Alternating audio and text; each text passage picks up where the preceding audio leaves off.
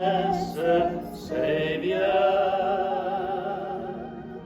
since He cleansed and made me whole, I will never cease to praise Him. I'll shout it while eternity rolls. You can join in.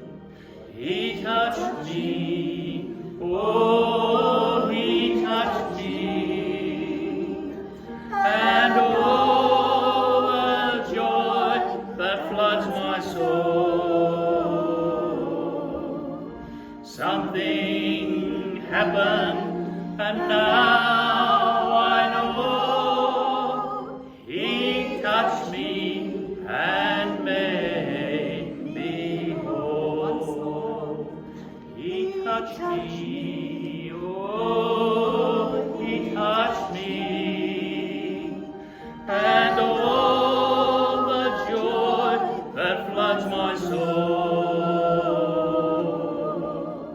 Something happened, and now I know He touched me and made me whole.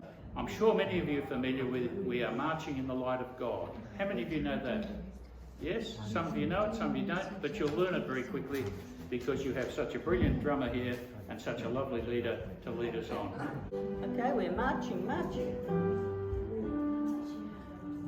We are marching in the light of God. We are marching in the light of God.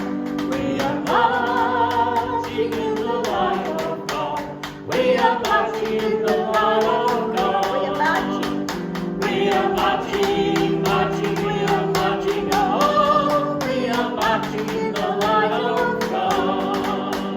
We are marching, marching, we are marching, oh, we are marching in the light of God. Let's try the marching one again. Are you getting it? Is the boss too loud with his drums? All right. She's always trying to silence me. Okay, silence is golden. Okay. Let's go. We are marching. We are marching in the light of. Good morning, everyone. Happy New Year, and many happy years to come. I'm sharing this message with Gordon this morning. Gordon's going to talk with us. I was just wondering, at the beginning of the new year, what to talk about, and I don't know about you, but I think the most important thing for me is to be walking with Jesus for the year. And so I thought, I'll look up the Gospels and see whether there's a story about disciples walking with Jesus. And there are many instances of when people, of course, Jesus called his disciples at various stages and so on, and they began the journey with Jesus over 3 years. But the story that's there in substance is the story of the disciples walking to Emmaus. And along the way, Jesus joins them. And so we usually talk about this message at Easter time, don't we, or just after Easter. But I thought it would be good for the beginning of the new year. For some people, it might be just the beginning of a walk. I know there are 1 or 2 people in our fellowship who have just committed their lives to Jesus and asked Jesus to be a part of their lives. And how do you walk with Jesus? How does Jesus become a part of your life? For others, we've been on the journey a long time.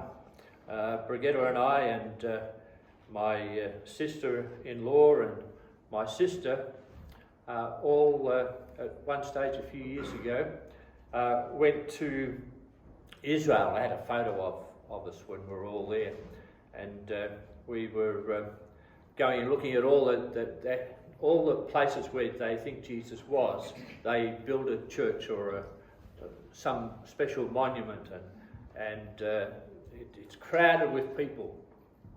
And the people that were giving us the tour decided that they would take us for a walk into the country. It was down slightly from where all the people were. And we came across this little area of rocks sitting there. And you wondered, could Jesus have possibly been here? So we all sat around on the rocks and we shared. It's a beautiful, beautiful time. Are you walking with Jesus? I guess is a question to ask on occasions like this. What are your secrets to walking with Jesus? What advice would you give to a young person who was just beginning that walk? Or an older person who was just beginning that walk? The preceding part of Luke's Gospel, chapter 24, is the account of the first day of Jesus' resurrection. And it's the account of the woman going down to the tomb and expecting to be able to anoint his body and care for it. And two angels met them. And they said, he's not here. He's risen. And the ladies rushed and told the other disciples. And Peter went down and checked it out and found that the story seemed to be true. The tomb was empty. And the passage says, but this story of theirs seemed pure nonsense, and they did not believe them. I guess there are still questions that people ask today. Who has ever believed in a resurrection? Never happened in our time, never seen it happen. Many people will say, Jesus is a great man, but what do you say when people respond to you with questions like that? So the scenario was two disillusioned and unbelieving disciples. Now that same day, two of them were going to a village called Emmaus, about 7 miles from Jerusalem. That's about 12 k's. One of the disciples was called Cleopas, and the other is not known. The meaning of Emmaus is warm spring. There are several places that people suggest might have been Emmaus, but they're not really sure. And some people even suggested that it's symbolic of you're on a journey, and Emmaus is your destination. You're on life's journey. You're stepping along the road. Maybe it's a picture of you and me on the road to Emmaus. What's your destiny? Who are you walking with? What's your future? Or maybe you're just trying to escape from the problems of the real world that surrounds us. Are you a troubled traveller like these two gentlemen? They were talking with each other about everything that had happened. Of course, things that happened to Jesus. And as they talked and discussed these things with each other, Jesus began walking with them. Life throws difficult circumstances at us, doesn't it? The death of a friend, death of someone in our family, a brother or a sister, a young child, we've heard in the news recently. Grandchildren who are teenagers and struggling with relationships and different lifestyles. A virus that's shut us down 6 times in the past 2 years. Living with illness, perhaps a relationship which is broken down. Maybe you're struggling with some of the same questions that these disciples had discovered. Is Jesus really anything else but a great man? is he really alive? How can he walk with me? How can I walk with him? So Jesus himself came up and walked along with them, but they were kept from recognizing him. I had wondered when I first looked at the passage again, whether these were disciples that perhaps for some reason or other hadn't met Jesus, but then I discovered they went back and talked to the disciples and they all appeared to know each other and so on, so that wasn't the case. Was it Jesus who disguised himself? I doubt that would be the case, but maybe. Or was it their self-involvement that made him unrecognisable, so caught up with their problems and their issues that Jesus was not recognised along the way? Everyone knows the Footsteps poem, don't they? We're walking along the beach in a dream or vision with Jesus. And there are two sets of steps going along the sand. But in looking back and there were stages where there were only one set of steps. The question was, Jesus, did you leave me? Did you desert me when I was at my worst and struggling with the issues of my life? And Jesus responds in the vision, that was when I carried you. That was when I carried you. You see, you have company in your life's walk. Jesus is going your way. Just because you don't recognise him, you don't see him, doesn't mean that he's not there. Are you depressed? He asked them, what are you discussing together as you walk along?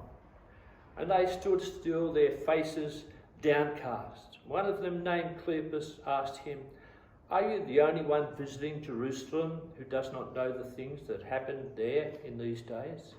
What things? He asked. What's the major topic of conversation? I don't think we have to argue too much about this, but certainly the COVID thing and reoccurring again, and is this going to be worse than the last time? How come it's hitting so many people? Most mornings we get up and we find out the numbers of how many people are sick and so on. Are you downcast? Has this last 2 years got you down? Got the better of you? Not a good way to start a new year, is it?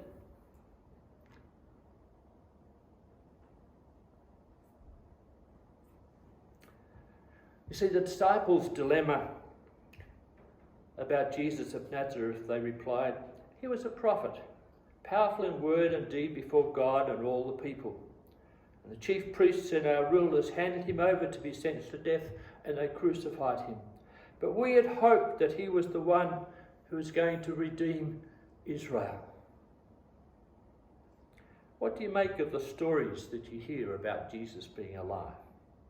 And what is more, it is the third day since all this took place. And in addition, some of our women amazed us. They went to the tomb early this morning, but didn't find his body. They came and told us that they had seen a vision of angels who said he was alive.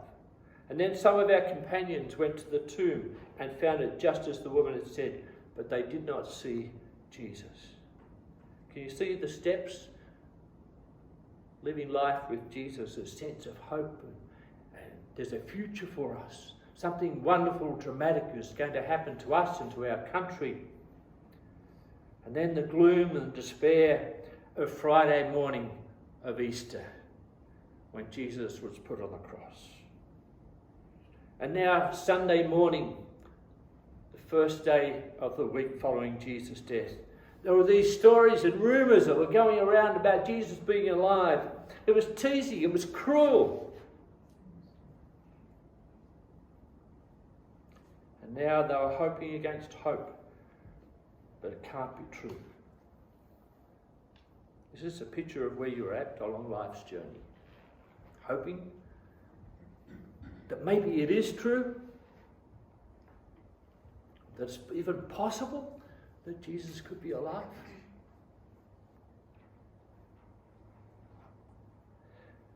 And then the passage goes on, while they're walking with Jesus. He said to them, "How foolish you are, and how slow to believe all that the prophets have spoken.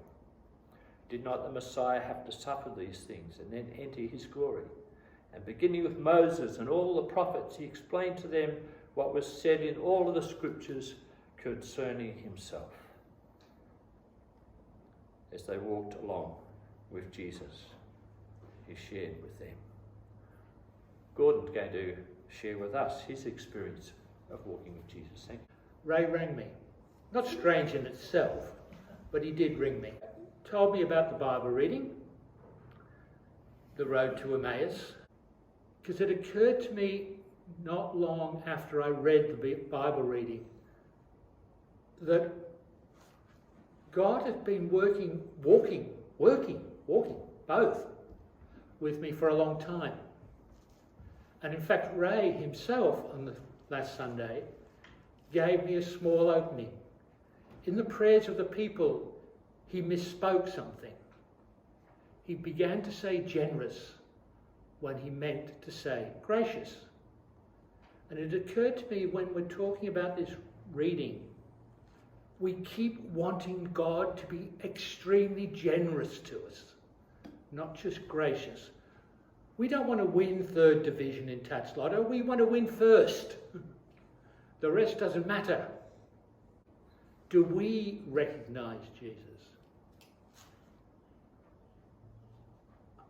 Back in the year 2000, my mother died.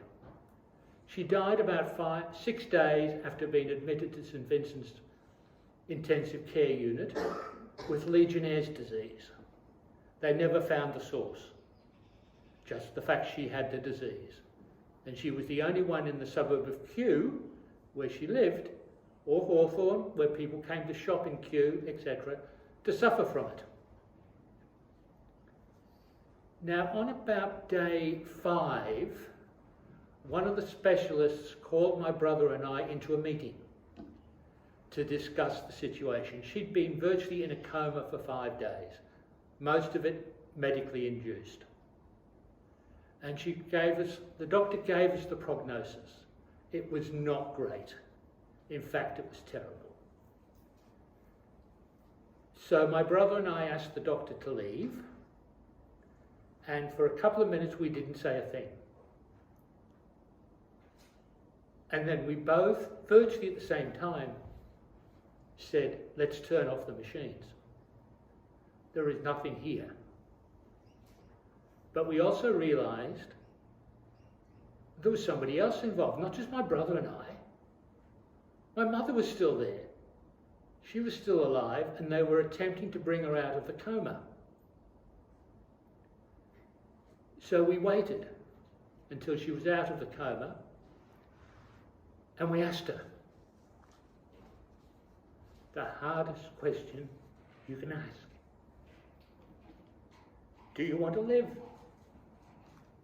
Do you want to live with the fact you've got no kidney function whatsoever and various other things which Legionnaire's has taken from you?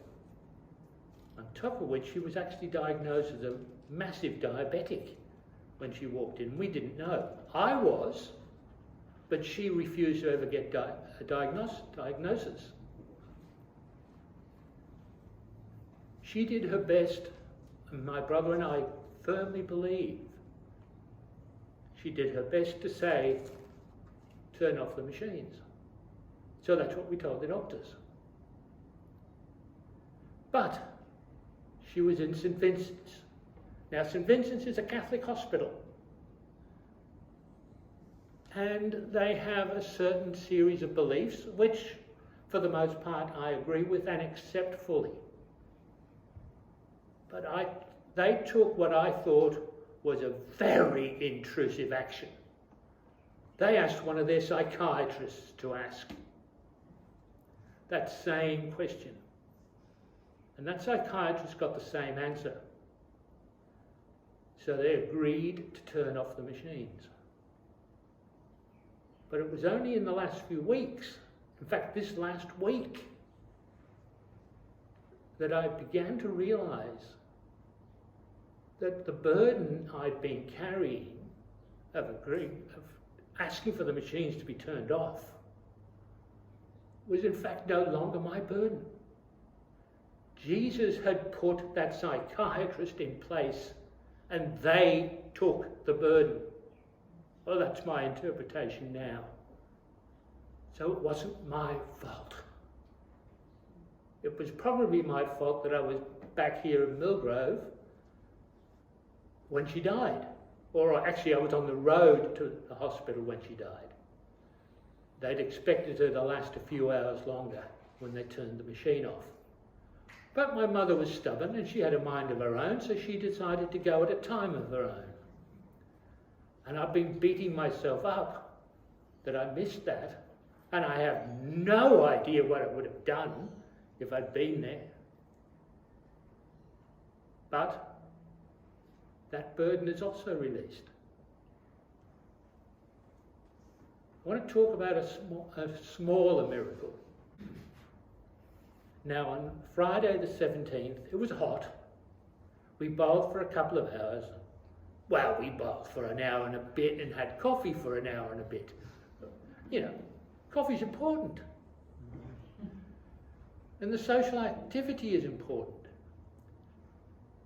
But I went over to the Mary Rose Cafe in the arcade and had a coffee.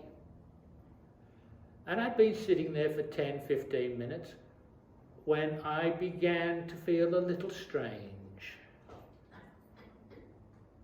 Not just a little strange, that's understating it. Very strange. Now, most of you know that about 4 years ago I had a cardiac incident. I didn't know I'd had a cardiac incident. I mean, there was no bells and whistles, no chest pains, no fainting on the ground or anything else like that. I mean, I knew if I tried to walk to that glass door, I'd have to rest at the door because I'd run out of breath. But I had a blood test in the morning because I was feeling bad, and the doctor said, let's do some blood tests. At 10:15 on that night, there was a knock on my front door. Now, I don't know about you, I don't get many callers at 10:15. But it was the ambulance. My doctor had called the ambulance. Because according to the blood test, one of the markers they were looking for, which should sit between 3,000 and 4,000, I had 37,000. Which was apparently not good. But I had a doctor who cared and who did something about it. Now back to the Friday morning. I was sitting there having coffee and I came over dizzy, very, very dizzy. And I was sitting, not standing. I started dry retching.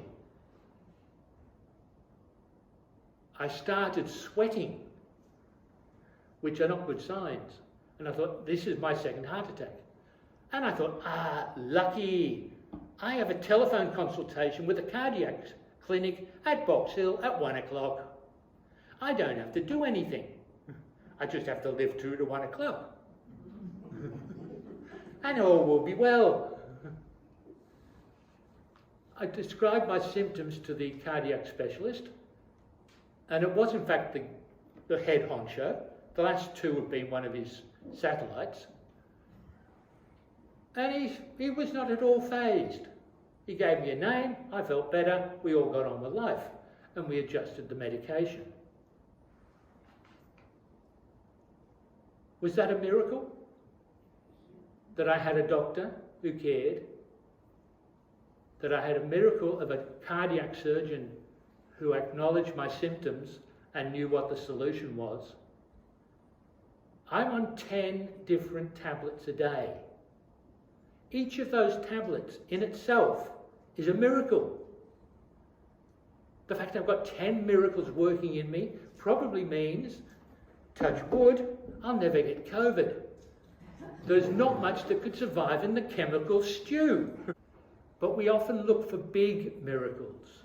The first division tax lotto, as I said, whereas we could get by quite well on winning third and fourth every so often. To be honest, I have no idea how much money you get for winning third or fourth, because I don't enter it. So my chance of a major miracle there is gone. But what I want to finish with is something that occurred to me as I was sitting over there. And I want you to look over it on the wall there. And I want you to look behind me. What do you see? No, we see an empty cross. The key word there is empty. Jesus is among us. In big miracles, in small miracles, he is there. God is there. All day, every day. God is with us because we have an empty cross. Amen. Thank you. Thanks, Gordon, for sharing your experience of Jesus being with you in your life. What is your experience of walking with Jesus? My experience of walking with Jesus is most mornings of the week. I go for a walk. And phones are fantastic these days because you can listen to the scriptures as you go. And I listen to a couple of chapters of the Bible and I talk to Jesus along the way. Most mornings I'm not conscious of him being there, but at times he's so very real. When I have a shower, I listen to YouTube, I listen to Rick Warren. Yesterday I was listening to Spurgeon, actually, Charles Spurgeon. I didn't know that he was still preaching or that they recorded his services, but actually someone has done that. And he was talking about our love for God and his love for us. I have a friend who I meet once a month. We have lunch together and we share and encourage each other along the road. I also listened to John Bunyan's Pilgrim's Progress of recent times, which is also read out for you when I'm having a shower. It's a good way to use your time. And it's interesting, we're all familiar with Christian as he walks the road towards the eternal city. And he comes to a mountain called Calvary, and there's 3 crosses on the Calvary, and he comes to the cross and he bows down at the cross, and all his bundle, his burden on his back falls off and rolls never to be seen again, and continues on his path. Bunyan has a Christian sharing with a friend called Faithful who helps him on his way. Quite fascinating in context of the message this morning. It wasn't very often that a Christian has a sense of Jesus walking with him. I wonder whether that was on purpose or not, but Jesus is walking with us each day of our life. The passage that we're looking at has the question, I'd like to ask the question, have you invited Jesus to stay with you? As they approached the village to which they were going to, Jesus continued on as if he was going further, but they urged him strongly, stay with us, for it is nearly evening, the day is almost over. So he went to stay with them.